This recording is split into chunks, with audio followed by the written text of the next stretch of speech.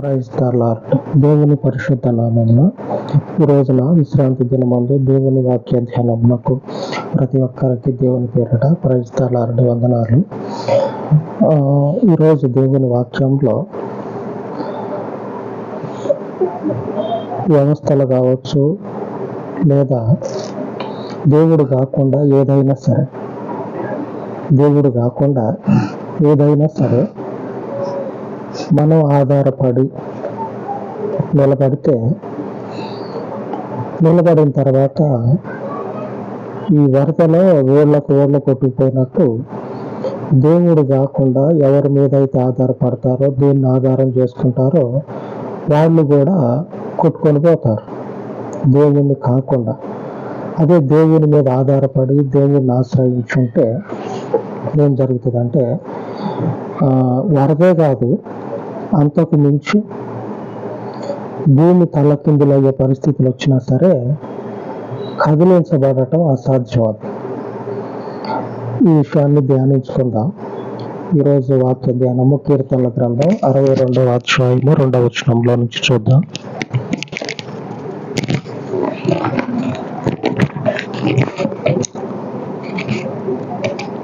ఆయనే నా ఆశ్రయము, ఆయనే నా రక్షణకర్త, ఎత్తైన నా కోట ఆయనే, నేను అంతగా కదిలింపబడను. ఈరోజు వాక్య ధ్యానంలో ఆయనే నా ఎత్తైన నా కోట ఆయనే, నేను అంతగా కదిలింపబడను.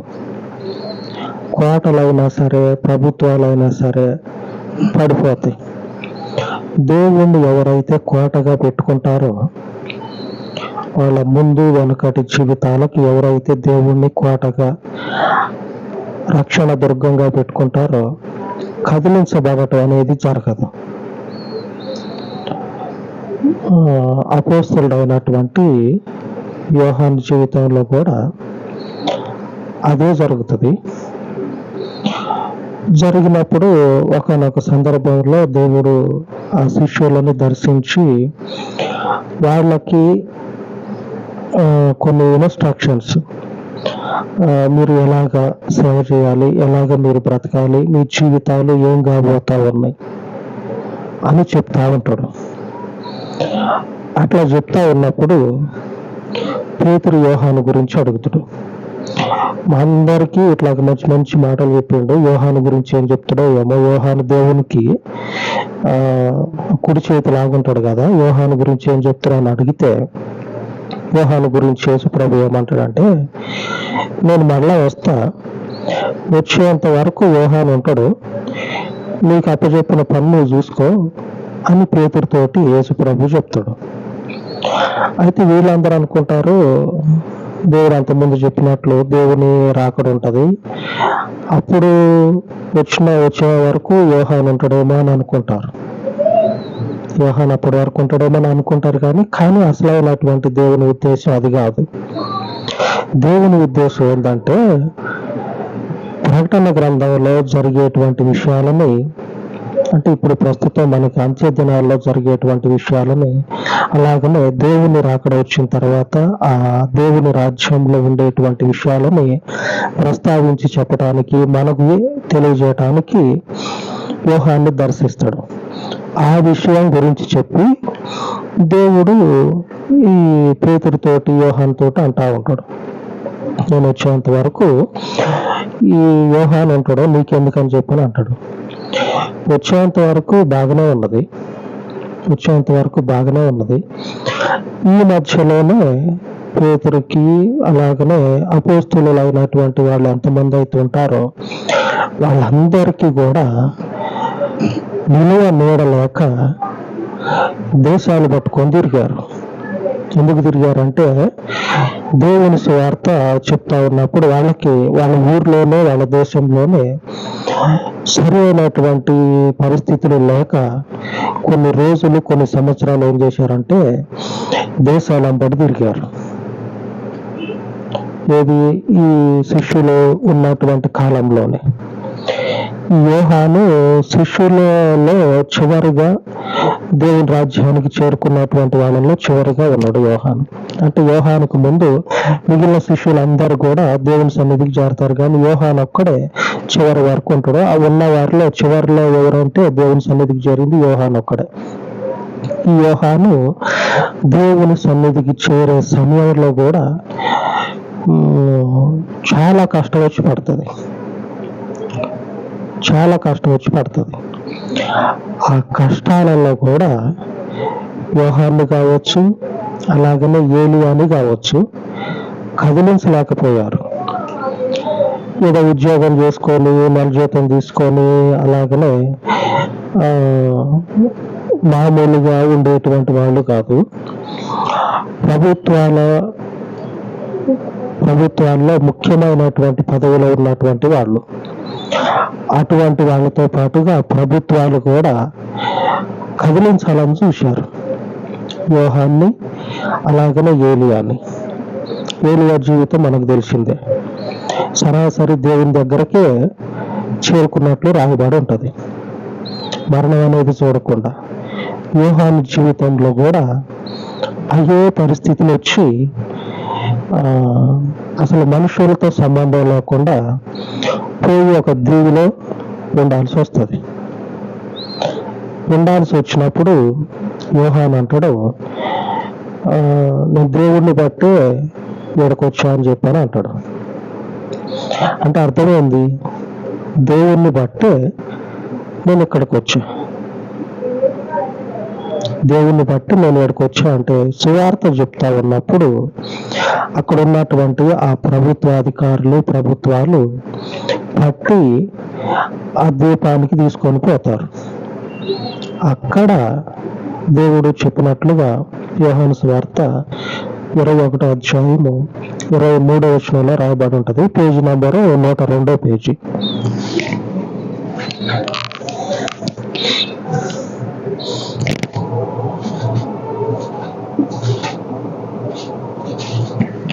నూట 2వ పేజీ.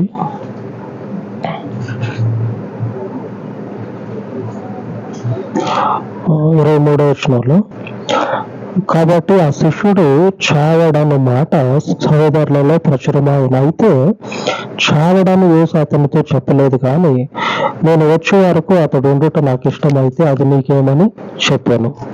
ఆమేన్.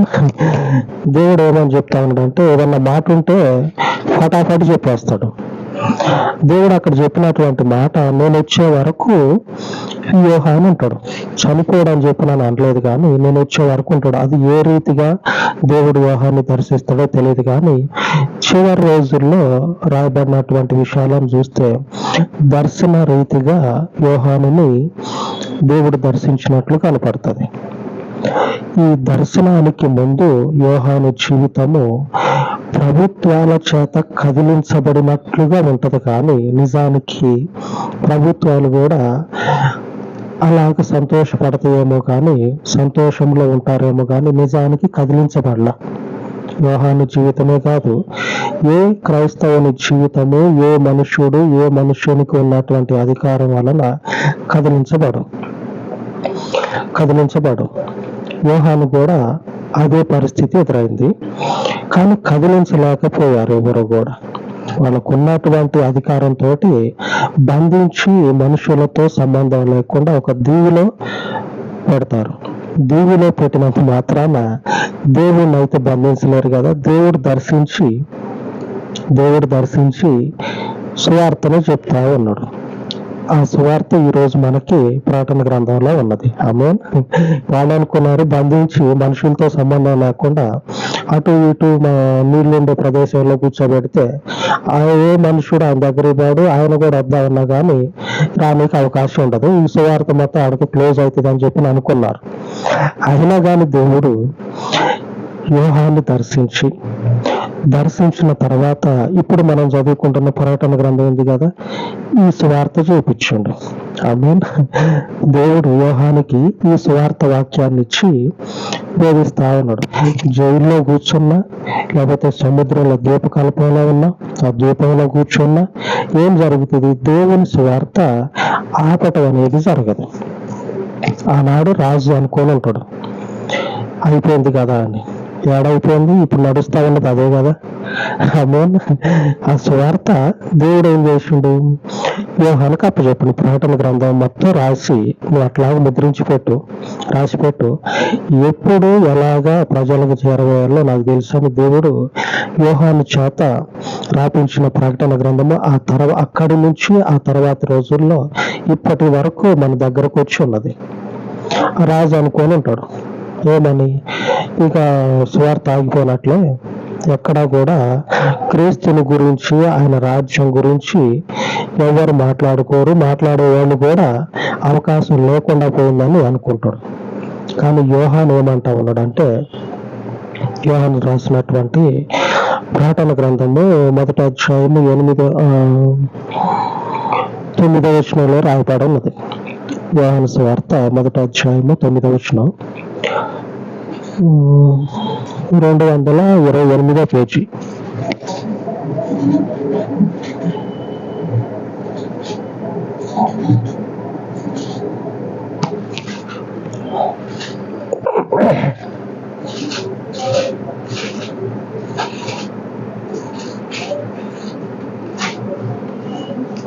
తొమ్మిదవ వచనం, 1వ అధ్యాయం 9వ వచనం.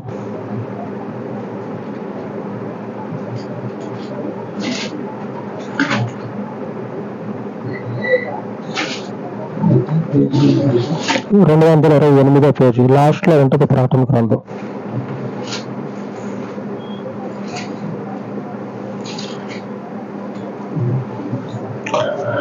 నీ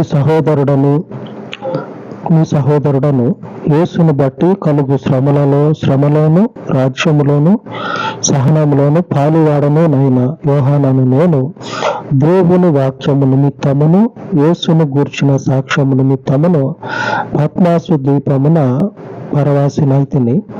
ప్రభు దినమందు ఆత్మవశుడనై ఉండగా భూరధ్వని అంటే గొప్ప స్వరము నీవు చూచుచున్నది పుస్తకంలో రాసి Ephesus, Smyrna, Pergamum, Thyatira, Sardis, Philadelphia, Laodicea అని 7 సంఘములకు పంపమని చెప్పుట నా వెనుక వింటిని. దేవుడు ఏం చేస్తా ఉన్నాడంటే ఎత్తైనటువంటి కోటగా ఉన్నాడు మనకి ఉండి, మనల్ని ఎవరైతే కదిలించాలని చూస్తా ఉన్నారో కదిలించబడేటువంటి పరిస్థితులు మనకి రాకుండా దేవుడు చూసుకుంటాడు. ఎందుకంటే ఆయన మనకి మన జీవితాలకి కదిలించని స్థితిలో నిలబడి ఉన్నాడు. ఆమేన్. ఆ రాజు చేసినటువంటి పని యోహాను చెప్తా ఉన్నాడు. దేవుని వాక్యాన్ని బట్టి నేను ఆ ద్వీపంలో పరవాసిగా బతుకుతా ఉన్నా. దేవుణ్ణి బట్టే, ఆయన సొంత జీవితాన్ని బట్టి కాదు, లేకపోతే ఆయన కుటుంబాన్ని బట్టి కాదు, లేకపోతే వాళ్ళని బట్టి కాదు. ఆయన దేవుణ్ణి బట్టి, దేవుని వాక్యాన్ని బట్టి ఆ పద్మాసు ద్వీపంలో పోయి కూర్చోండు. ఎందుకు కూర్చున్నాడు అంటే ఈ యోహాన్ని ఉంచడం వల్ల సువార్త అనేది వ్యాపిస్తూ ఉంది. వ్యాపించకుండా ఏం చేయాలి, ఈ మనుషులతో సంబంధం లేకుండా చేస్తే ఆగిపోద్ది అనుకున్నారు. అందుకే దేవుడు చెప్తా ఉన్నాడు, నువ్వేం చేస్తావంటే నేను నీకు చెప్పేది నువ్వు పుస్తకంలో రాసి నేను నీకు చెప్పేటువంటి 7 సంఘాలు ఉన్నాయి కదా వాళ్ళకు పంపించు, ఫటాఫట్ అయిపోతుంది. ఆమేన్. దేవుడు చెప్తా ఉన్నాడు. ఈ వాక్యము జైల్లో కూర్చున్నా సరే దేవుడు ఎలాగా స్ప్రెడ్ చేయాలో, వ్యాపింప చేయాలో దేవునికి తెలుసు. అందుకే ప్రవక్తకి దర్శనం ఇచ్చి చెప్తా ఉన్నాడు, పుస్తకంలో రాసి ముద్రించి పెడితే ఈ పుస్తకము తర్వాత ప్రజల్లోకి పోతే స్ప్రెడ్ అయిపోతుంది, వ్యాపించుకుంటూ పోతుంది. చేయాల్సినటువంటి పని దేవుడు ఏ రీతిగా అయినా సరే కొనసాగిస్తాడు. ఆమేన్. ఏ రీతిగా అయినా సరే కొనసాగిస్తాడు. ఎక్కడ గుడిసెలున్నా, ఎక్కడ దేవుని మనుషులు కూర్చున్నా చెదరగొడతా ఉన్నారు, కానీ ఆన్లైన్లో జరిగే మాత్రం వాళ్ళ వల్ల కాదు కదా, కాదు. అందుకే దేవుడు ఏం చేసిందంటే మంచిగా దేవుని మార్గాన్ని మన జీవితాల్లో తెరిచి సువార్తను ప్రకటించేటట్లుగా చేస్తా ఉన్నాడు. ఎవరు కూడా కదిలించటం అనేది అసాధ్యం. దేవుని పనిని, దేవుని మనుషుల్ని. యోహాను అదే చెప్తా ఉన్నాడు. దేవుడు నాకు చెప్తా ఉన్నాడు, నువ్వేం చూస్తా ఉన్నావు దానిని పుస్తకంలో రాయి. ఎక్కడంటే 10వ వచనంలో ఉన్నది. ప్రభు దినమందు ఆత్మవశుడనై ఉండగా బూరధ్వని వంటి గొప్ప స్వరము నువ్వు చూచుచున్నది పుస్తకంలో రాసి ఏం చేస్తావంటే 7 సంఘాలకి పంపిస్తే ఏం జరుగుతుంది అంటే, దేవుని మనుషుల్ని ఎవ్వరు కూడా పడవేయలేరు అనే విషయము వాళ్ళకే తెలుస్తుంది. మీకు కూడా మీ విశ్వాసము స్థిరపడిపోతుంది. ఆమేన్. దేవుడు మన జీవితాల్లో ఆయన గొప్ప కార్యాలను జరిగించును గాక. దేవుడు తన వాక్యమును దీవించును గాక. ఆమేన్.